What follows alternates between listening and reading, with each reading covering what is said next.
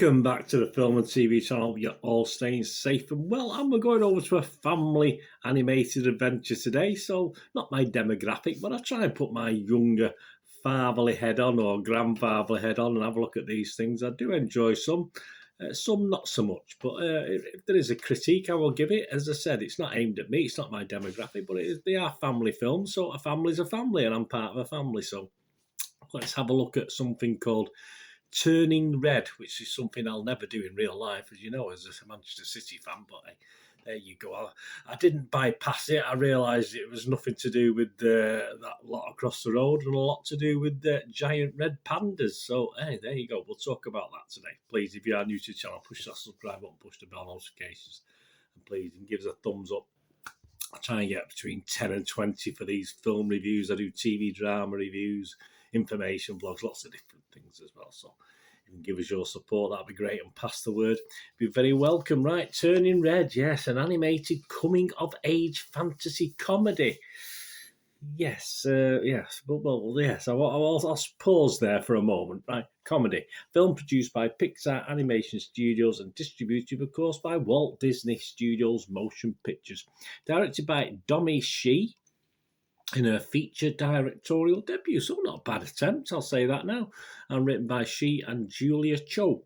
The film stars the voices of, so be prepared, my pronunciations, guys, Rosalie Chiang, Sandra Oh, Ava Morse, Hyun Park, Maitreyi Ramak Rishan, Orion Lee, Wang Ching Ho, Tristan Alaric Chen, and James Hong.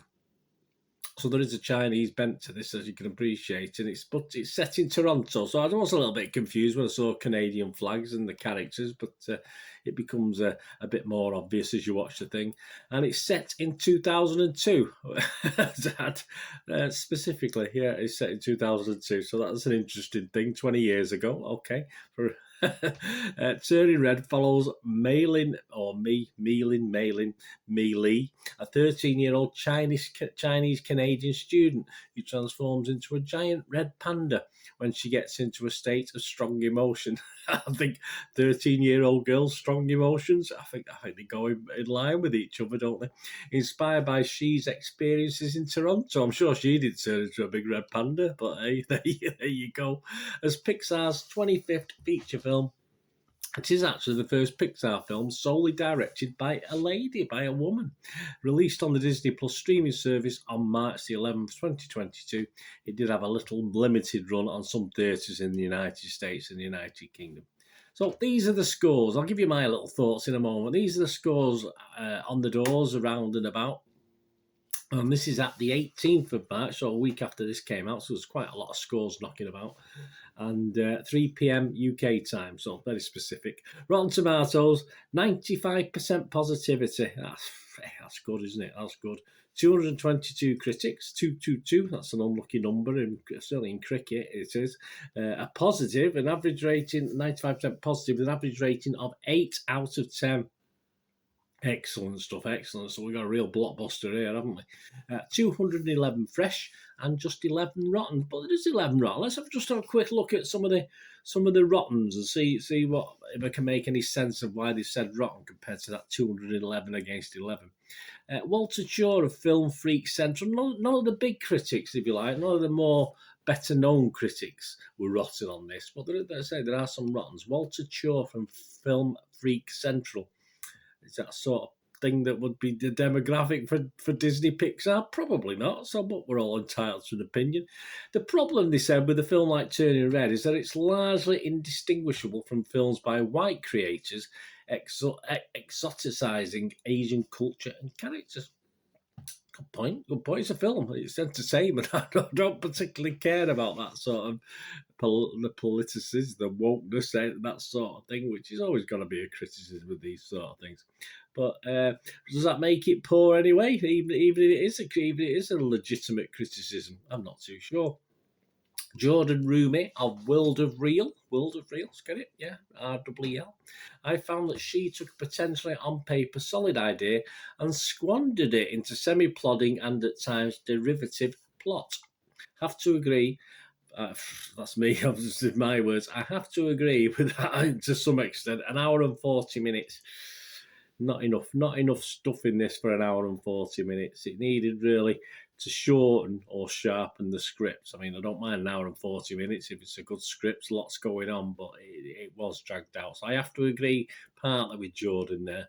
Sean Chandler from Talks About said, a rare Pixar misfire. So he took it a little bit further. I found the characters more annoying than charming. Yeah. The message and metaphor confused, and the attempts at edgy humour off-putting. Yes, I understand. Yeah, it is a bit weird in parts, I must admit, the humour side of it. Yeah, it's sort of one of those. So as an adult, you think, really? As a kid, it might be over your head, so it doesn't really matter. But say, as an adult, you are struggling a bit. And again, I think where he said there the character's more annoying than charming, I would totally agree. Even the lead 13-year-old character was okay in parts, and it did make me smile. I'll totally admit, did make me smile more or less as a red panda than anything else. But I did find her at times annoying, and the other characters, I just didn't really engage with them or find them that interesting. In all fairness, so I have to again agree with a lot of that. The consensus on Rotten Tomatoes. Heartwarming. Again, we'll get to the positives now. As I said, I was just isolating some negatives there just to see why, because they are in the minority. I just wanted to see what they were thinking. Heartwarming, humorous, beautifully animated, and culturally expansive. Turning Red extends Pixar's long list of family-friendly triumphs. So that's what the website thinks overall. So that's what most of the Rotten Tomatoes critics think. The audience, they're quite high on it as well. 3.8 out of 5, so you're talking 7.6 out of 10. From the Rotten Tomato audience. We also have a look at Metacritic, the other critic site. They've assigned a score of 83 out of 100, so they're even more impressed than Rotten Tomatoes. That's based on a few less critics, only 50 critics, but indicated universal acclaim if you look at the Wikipedia page. And on this one, they've got 47 positive reviews, just 3 mixed and 0 negative, so no one disliked it at all of their 50 critics. And it scored anywhere between 60 and 100. Meta user, the meta user critics, the meta users, obviously Joe Public, who do use Metacritic and do look at the scores, give it an average a little bit lower actually, 6.4 out of 10. So that's not massive compared to the other things. And of course, IGN, I'll have a look. I'll just give you one because they're all good scores. He started at 60 and went up to 100, as I said on that one. But Siddhant Adlaka from IGN was gushing about it. He gave it 90 out of 100. A story of magical transformation as a metaphor for personal and cultural change. It was. Turning Red from Bow director Domi Shi is Pixar's funniest and most imaginative film in years. It captures the wild energy of adolescence, uses pop stars as a timeless window into puberty, and tells a tale of friendship and family in the most delightfully kid-friendly way. So there you go. So forget all the naysayers and the negatives. That's pretty positive, isn't it? So I think we're quite happy with that. On to Internet Movie Database, Joe Public. Well, again, it's still positive. I can't say it isn't. 33,954 scores. A lot of 10 out of 10s, probably about 4,000-ish, and only about 1,000 plus, just over 1,000 1 out of 10s. So I do ignore them when I do my little breakdown. But 33,954 scores have been left. And we have scoring between 6 and 9 out of 10, 24,037 people, and scoring between 2 and 5 out of 10, 3,852 people. So positivity, you've got to say 86%, which is in line with some of the other sites we've looked at as well. So all good. What about Birdo? What about me? Have I give you a hint from anything I've said as to what I think? Well, Pixar have convinced many with this bright twist, of course, and I have to compare it, and it's totally not the right comparison, but for me, it was just like a Teen Wolf animated adventure, very similar to that, obviously. It takes, again, similar sort of philosophy, if you like. Obviously it was a lad in that case, but obviously a change in age and responsibilities and things to come. So I did liken it to that. I don't think anyone else did, just me. It might just be my mind connected it with Teen Wolf, of course. But first, I do have a lot of negatives. I would say I will have it is positive. I don't forget the score I've got. This is positive, but the negatives, which weren't bad enough to put me totally off it. It was 20 minutes too long for what we get. And of course, this is a personal opinion. I remember the good, even some of the recent Pixar stuff, and some obviously going back to the old Disney stuff. There was always a bit of an edge, wasn't there? There's always a bit of jeopardy. There was evil witches, just evil people in general, and evil spells and things happening. And there was sort of borderline darkness, which again, this hasn't got. It just hasn't got that, and that's not a bad thing. There's nothing wrong with that. I just want to see a little bit more of that, and even in some of the Pixar stuff, there's an edge to it as well, but certainly not in this one. And I think I like a bit of jeopardy, and I think as a family and kids like a bit of jeopardy as well. It's not all roses. There's a little bit in this, but it just just lacks a bit of an edge. And I compare it really with Encanto. If you watched Encanto, again, very pretty. This is very pretty to watch, and that also lacks a little bit of an edge and lacks a little bit of depth. And this does lack depth for me in the storyline and the plot. Okay, Pixar isn't Disney, but as I said, still Pixar has managed to add a bit more tension into these things in the past, even in the family films, which is all well and good for me. That's what I like to see. But so that's perhaps a very personal opinion. Let me know what you think about that anyway.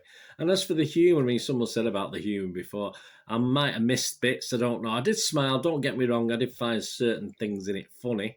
I did find certain things in it a bit weird, as I said, where it's probably aiming for an older audience in what it was doing, and the younger kids would probably go right over their heads, but it just didn't, still too weird for me. I thought it was a bit strange with teenage in connection with teenage girls, just some weird humour as well, which didn't work. Perhaps, appeal to young teens. I saw a couple of reviews where, they've had a 12, 13, 14-year-old watching this, and they weren't overly impressed. They got a bit bored, and obviously they were watching it on Disney Plus, so they turned it off and went on the Nintendo Switch and had a game of that. So, yeah, I'm struggling with the age as well. I mean, the panda is cute, of course it is. So that appeals to all ages, doesn't it? A nice, cute panda probably appeals to I've certainly appealed to younger watchers and perhaps teen watchers as well. But as I said, I don't think there's enough story to keep teenagers involved or that interested in this, in all fairness. But as I said, I am positive on this. I quite enjoyed it. I quite enjoyed watching it. I just thought it could have been so much better than it was, and it was all a little safe for me. But the positives of watching it, and I did enjoy watching it, outweighed those negatives I've already mentioned. So, as I said, a little too safe, a little bit more edge for me, and I would enjoy it more as a family film. And as I say, it is the market. I don't know the age group. I can only go on what other people are saying about their children watching this. But it is a bit of a funny one who it's appealing to, and it did appeal to me. But it certainly won't appeal to some of the sort of teen element that perhaps the film is about, and that's what it's about. It's about a 13-year-old girl, after all. So my score, I'm going to give it a 6.5 out of 10, which is good. Don't get me wrong, that is very good, obviously, but nowhere near what the other guys are coming up with. But let me know what you think if you get to watch it, if you've already watched it on Disney Plus or whatever, or you get to watch it. Let me know what you think. I'd be very, very interested, as I say.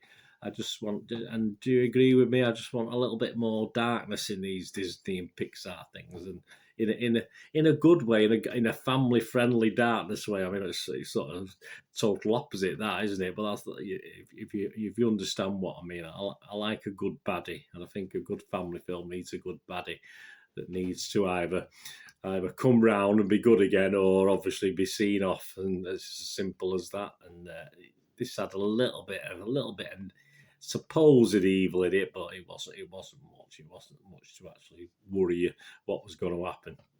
Thanks for watching. What are we going to do the rest of the day? Have a great one. Look after yourselves, look after your friends, look after your families. More importantly, let's all look after each other. To me here again on the Film and TV channel. No, that's one thing, don't I? Please stay safe, everyone.